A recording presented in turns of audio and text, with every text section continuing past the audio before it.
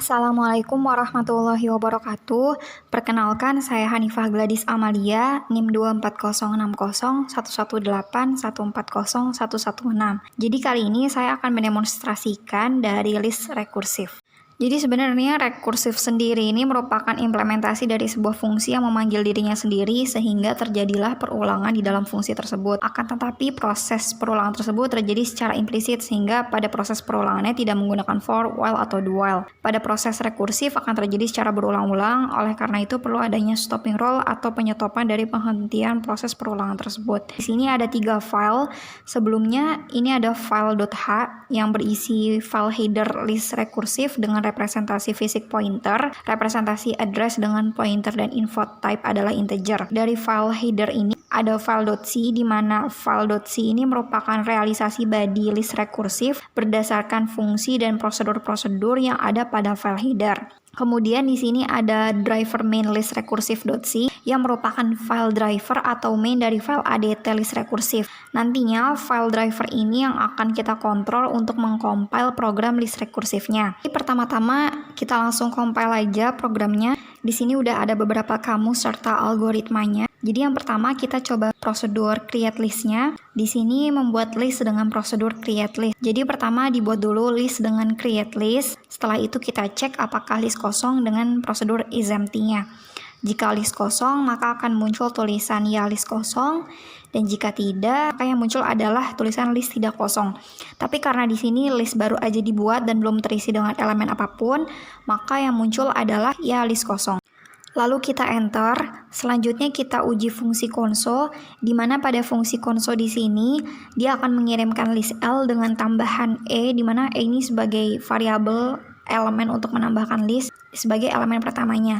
Jika alokasi gagal, maka dia akan mengirimkan list L. Nah, di sini kita udah isi listnya dengan beberapa elemen menggunakan console. Cara pengisiannya kita inisialisasi dulu elemen yang akan dimasukkan dengan variabel X sebagai info type integernya. Kemudian kita masukkan pada fungsi L sama dengan console X, L yang dia akan memindahkan elemennya pada list L. Pertama kan kita isi dengan elemennya angka 10.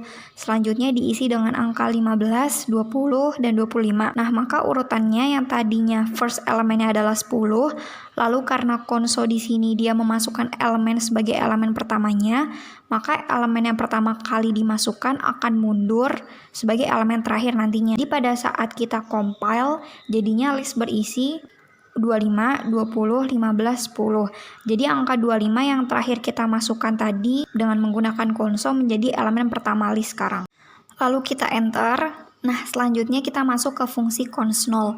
Kalau tadi console dia akan mengirimkan list L dengan tambahan E-nya sebagai elemen pertama, maka pada cons0 dia akan mengirimkan list L dengan tambahan E-nya sebagai elemen terakhir. Jika alokasi gagal, maka dia akan mengirimkan list L. Nah, karena dia menambahkan elemennya sebagai elemen terakhir, maka di sini elemen angka 75 yang kita masukkan menjadi elemen terakhir.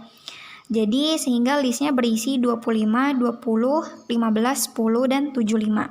Cara penggunaan prosedur cons0 sama dengan console tadi. Jadi pertama kita masukkan elemen yang akan dimasukkan ke dalam info type X-nya yang bertipe integer. Jadi X sama dengan 75. Kemudian kita panggil prosedur cons0. Jadi L sama dengan cons0 L, X. Lalu kita panggil fungsi print list L untuk menampilkan list L-nya. Setelah dijalankan prosedur cons0 untuk mengetahui hasil perubahannya. Jadi di sini list L sekarang berisi 25, 20, 15, 10, dan terakhir 75. Nah, selanjutnya kita enter, dan yang keempat ini adalah first element. Jadi first element ini akan mengirimkan elemen pertama sebuah list L yang tidak kosong.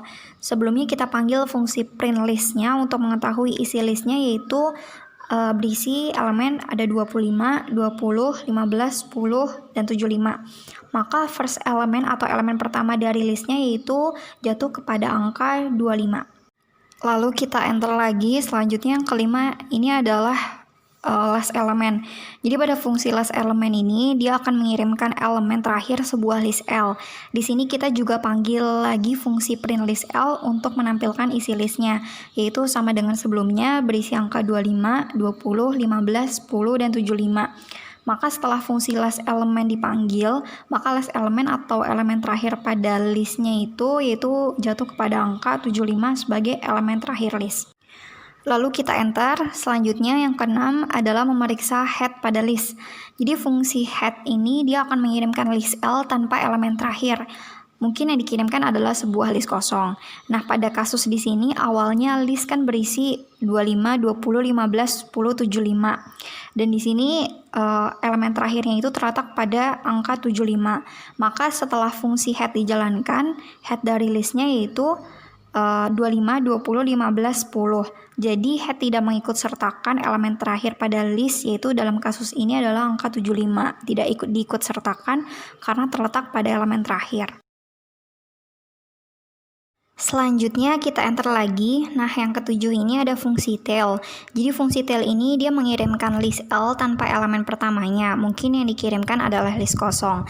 Tapi di sini bisa kita lihat kondisi list L-nya kan berisi 25, 20, 15, 10 sama 75. Maka setelah dipanggil fungsi tail-nya berisi list yang menampilkan tail, yaitu 20, 15, 10, 75. Di sini angka 25 tidak diikutsertakan karena termasuk elemen pertama list. Jadi yang diambil adalah listnya kecuali elemen pertamanya. Lalu kita enter lagi. Selanjutnya kita masuk ke fungsi NB element list. Jadi pada fungsi NB element list ini dia akan mengirimkan banyaknya elemen list. Ia akan mengirimkan 0 jika listnya kosong. Di sini list berisi angka 25, 20, 15, 10, 75. Maka setelah dijalankan fungsi NB element list, dia akan mengirimkan banyaknya elemen listnya berjumlah 5 elemen. Selanjutnya kita bisa enter lagi. Dan kita masuk ke prosedur NB elemen list 1. Nah, pada prosedur NB elemen list 1 ini awalnya L terdefinisi, nanti final state-nya adalah N berisi banyaknya elemen list. Di sini list juga sama berisi elemen 25, 20, 15, 10, 75. Maka setelah kita jalankan prosedur NB elemen list 1 dengan memanggil NB elemen list 1 dalam kurung L, dan N, karena di sini N-nya sebagai pointer, banyaknya list berisi 5 elemen. Selanjutnya kita enter lagi, lalu kita masuk ke yang 10. Ini ada prosedur NB elemen list ACC. Awalnya list L terdefinisi, kemudian nanti di akhir N-nya berisi banyaknya elemen list. Jadi di sini kita menggunakan 2 pointer, yaitu ada N sama ACC. Pada main di sini kita inisialisasi ACC-nya ini sebagai 0. Kemudian kita panggil prosedur NB elemen list ACC dengan NB elemen list ACC dalam kurung L, dan ACC, dan N. Maka akan muncul banyaknya elemen pada list dengan memanggil N-nya tadi itu, yaitu berisi 5 elemen. Selanjutnya kita enter lagi, kita masuk ke fungsi search. Nah, pada fungsi search di sini dia akan mengirimkan true jika X adalah anggota list dan false jika tidak. Nah, di sini list berisi elemen 25, 20, 15, 10, 75. Lalu kita masukkan angka yang ingin kita cari pada variabel X-nya dan kita panggil fungsi search-nya jika search dalam kurung L, X, yang artinya jika elemen yang dimasukkan pada variabel X ini ada pada salah satu elemen pada list L-nya, maka dia akan mengembalikan tulisan elemen tersebut ditemukan pada list. Jika tidak, maka akan mencetak tulisannya elemen tersebut tidak ditemukan. Nah, kemudian kita ingin mencari angka 10 pada list. Nah, karena angka 10 memang ada pada list, maka program akan memunculkan tulisan angka 10 ditemukan pada list. Jadi angka 10-nya di sini sudah kita deklarasikan sebelumnya pada program mainnya. Terus pas kita jalankan, program langsung mengeksekusi bahwa angka 10 ini ternyata ditemukan pada list. Selanjutnya kita enter lagi dan yang ke-12 ini kita masuk ke fungsi reverse. Jadi pada fungsi reverse di sini yang bertipe list, ia akan mengembalikan urutan isi elemen pada list.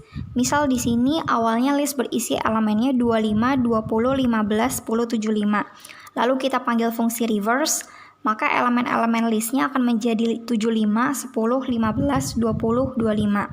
Di sini bisa kita lihat bahwa list berubah urutannya, yang sebelumnya merupakan first element dia bakal jadi last element setelah di reverse, dan yang tadinya merupakan last element setelah di reverse menjadi first element.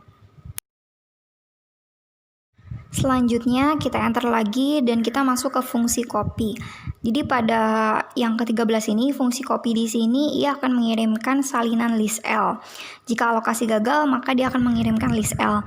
Pertama kita coba panggil fungsi print list L untuk menampilkan list L-nya.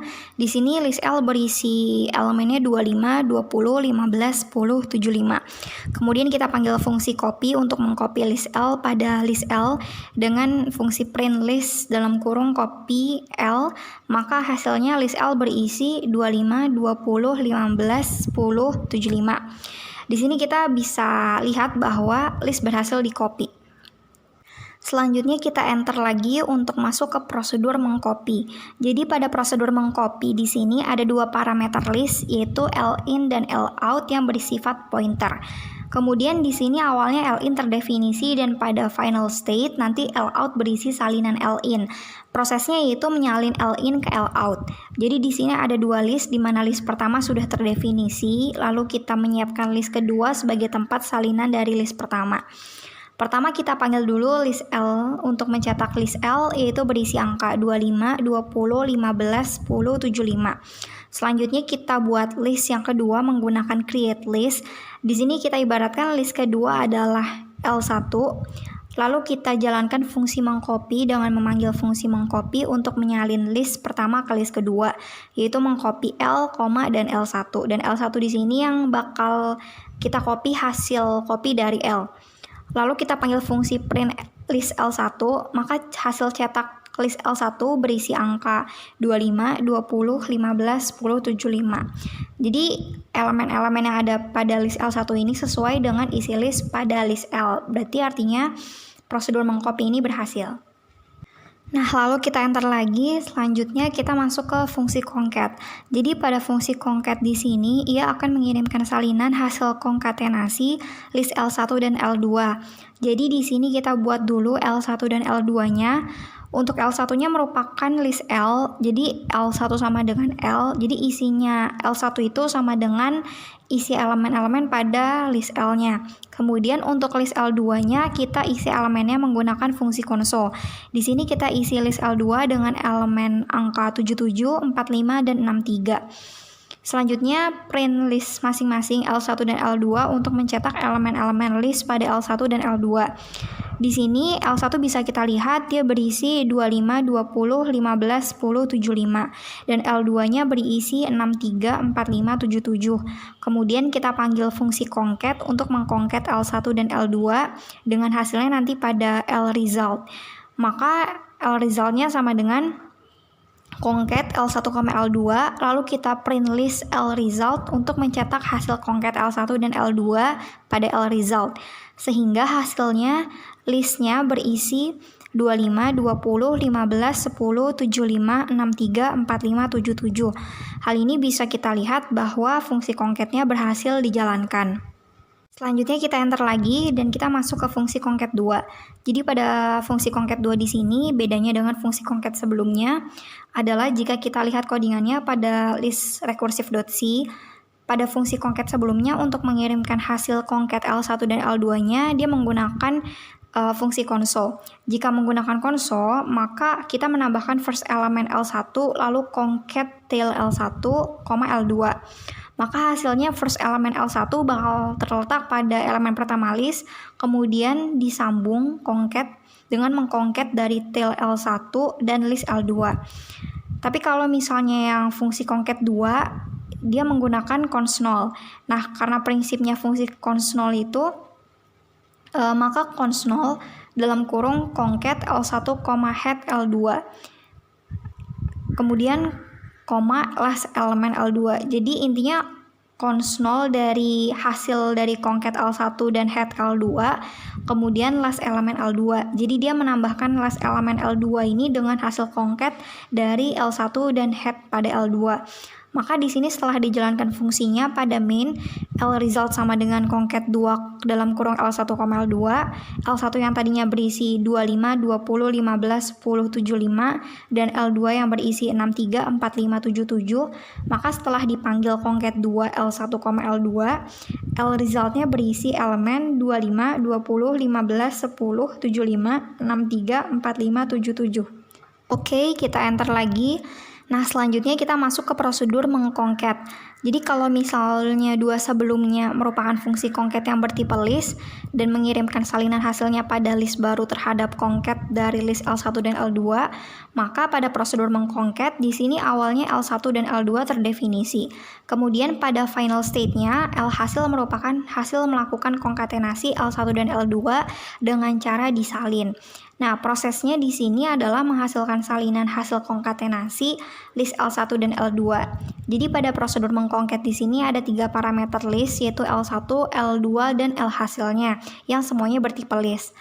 Nah, pertama kita tampilkan dulu elemen-elemen pada masing-masing list L1 dan L2 dengan menggunakan fungsi print list. Maka hasil cetakannya adalah L1 berisi elemen 25, 20, 15, 10, 75. Dan L2 berisi elemen 63, 45, 77. Lalu kita panggil prosedur mengkonket dalam kurung L1, L2, dan L result. Maka hasil gabungan dari L1 dan L2 yaitu dengan memanggil fungsi print list dalam kurung L result, yaitu berisi elemen 25, 20, 15, 10, 75, 63, 45, 77. Di sini bisa terlihat bahwa prosedur mengkonket berhasil dijalankan karena berhasil menggabungkan elemen-elemen pada list L1 dan L2 yang ditampilkan hasilnya pada L result-nya. Nah, sebenarnya berarti bisa kita simpulkan bahwa hasil dari fungsi konket 2 dan prosedur mengkonket sama-sama menghasilkan gabungan dari list L1 dan list L2, yaitu hasil gabungannya yaitu 25, 20, 15, 10, 75, 63, 45, dan 77. Oke, mungkin cukup sekian yang bisa saya sampaikan. Kurang lebihnya mohon maaf. Wassalamualaikum warahmatullahi wabarakatuh.